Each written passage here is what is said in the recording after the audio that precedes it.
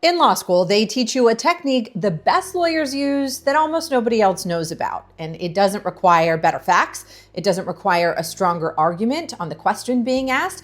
It requires something simpler. Change the question. In January 2025, TikTok walked into the United States Supreme Court with a powerful First Amendment argument. 170 million American users freedom of speech. It's one of the strongest constitutional protections ever written. And they lost 9-0.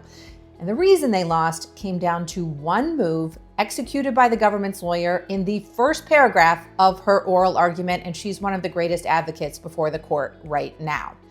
So today I'm going to show you how she applied the technique, why it worked, and how you can use the same technique whether you're arguing with a federal judge or with your landlord. I'm Katie Barlow. I'm a lawyer and a journalist. Let's get nerdy. Let me give you the 60-second version of the case because you need the context for the technique to land. Back in April 2024, Congress passed a law that said ByteDance, the Chinese parent company of TikTok, had to sell TikTok to a non-Chinese buyer within 270 days, or TikTok would be banned in the United States. And their concern at the time was national security. Congress had found that ByteDance was subject to Chinese laws, which could require it to hand over data or act on behalf of Chinese intelligence. So TikTok sued, and their argument was powerful and genuine. This is a First Amendment violation. The government is targeting a speech platform, one that's used by 170 million Americans to create, communicate, and publish because it doesn't like who owns it. And that, they argue, is a content-based restriction which triggers something called strict scrutiny.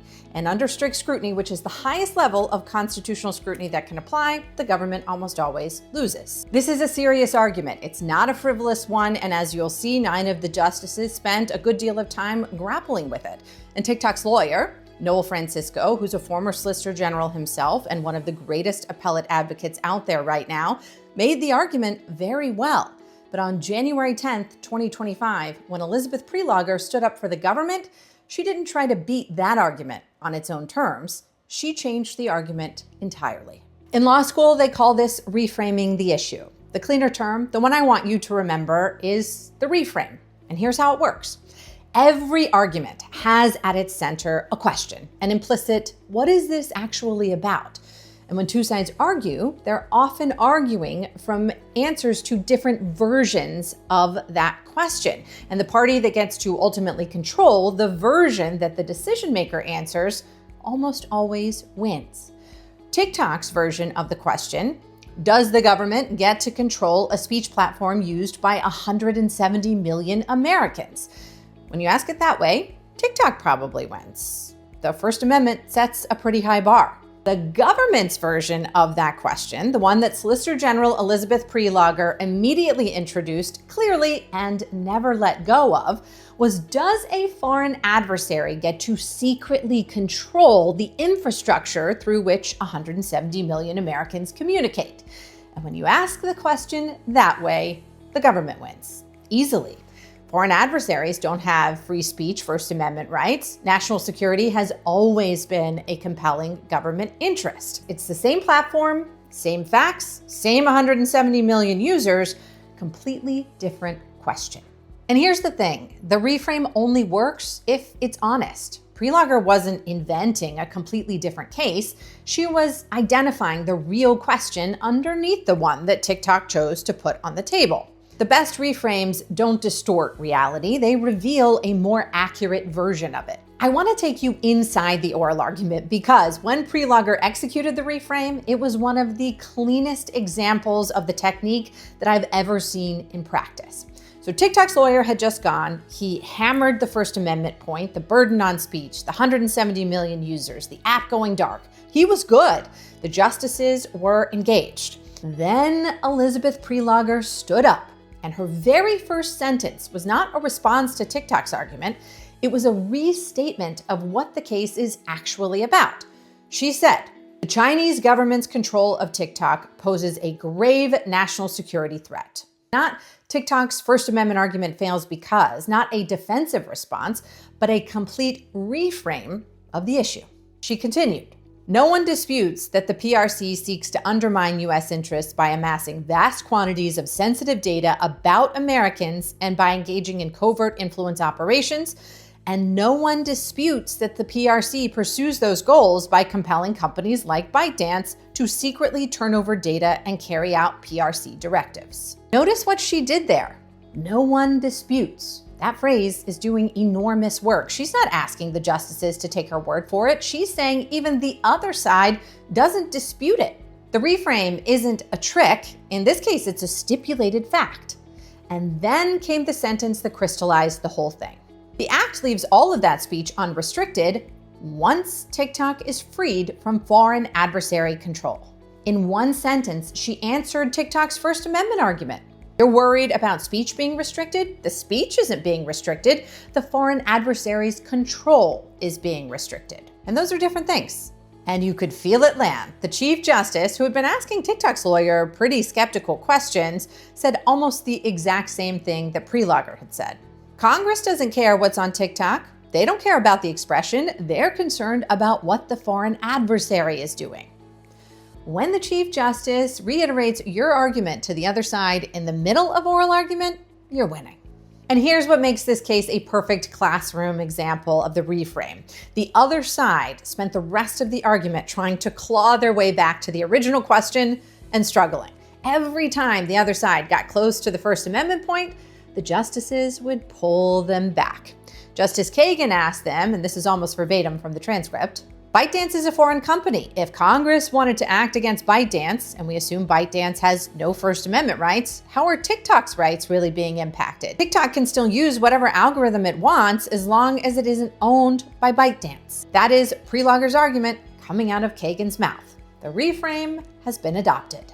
Now, the other side had a response. They argued that the burden still falls on TikTok's speech, that requiring them to change ownership was tantamount to requiring them to change their editorial voice. And it's not a bad argument, but they were playing defense to Prelogar's question for the rest of the argument. And this is a crucial thing I want you to take away from the reframe. It doesn't have to make the other side's argument disappear. TikTok's First Amendment argument never fully disappeared. Even the justices acknowledged that it had merit. What the reframe does is shift the weight of the case, its center of gravity, so that when TikTok's First Amendment point landed, it was a point at the margins, not at the core. That's what a successful reframe does. It doesn't make the other side's argument disappear. It simply makes it less central to the question that you have introduced. Final vote, 9-0. So how do you use it? The reframe works in any high-stakes argument with a judge or your boss or school administrator or your partner or landlord. Here's the structure pulled exactly from what Prelogar did. Step 1. Identify the question that your opponent wants answered. TikTok wanted the question to be, does the government have the right to silence 170 million Americans? That's their best question. Before you walk into an argument, identify the question the other side is implicitly asking because they've already decided how to answer it. Step 2, find the more accurate question underneath it. This is the key move, and it requires intellectual honesty. You're not looking for a trick question that makes you look good.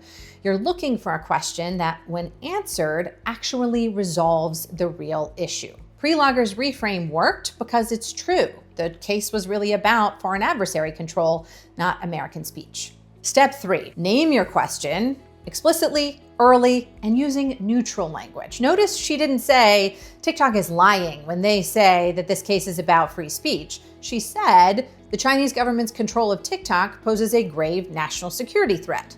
Neutral, factual, uncontested. The reframe should sound like you're clarifying, not attacking. And step 4, build every answer on your question, not theirs. Every time a justice tried to give Prelogar a chance to respond to the First Amendment point, she acknowledged it briefly and then redirected to hers. She never let the argument live on TikTok's terrain for long. So let's say you're negotiating a raise. Your boss's question might be, do we have room in the budget for this? Your question could be, well, what would it cost to replace someone at my level? Different question, different conversation. Or you're disputing a clause in your lease, and your landlord's question is, does the contract say what it says? Your question could be, Was this provision disclosed before signing, and is it enforceable in this state?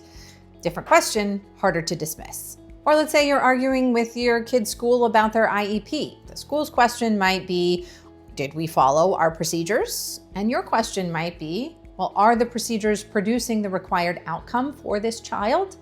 It's a different question, much better ground. The reframe isn't a trick. It isn't a way to avoid the hard question. When done correctly, it's actually the opposite, a way to get to the right question, the heart of the matter, what's really at stake.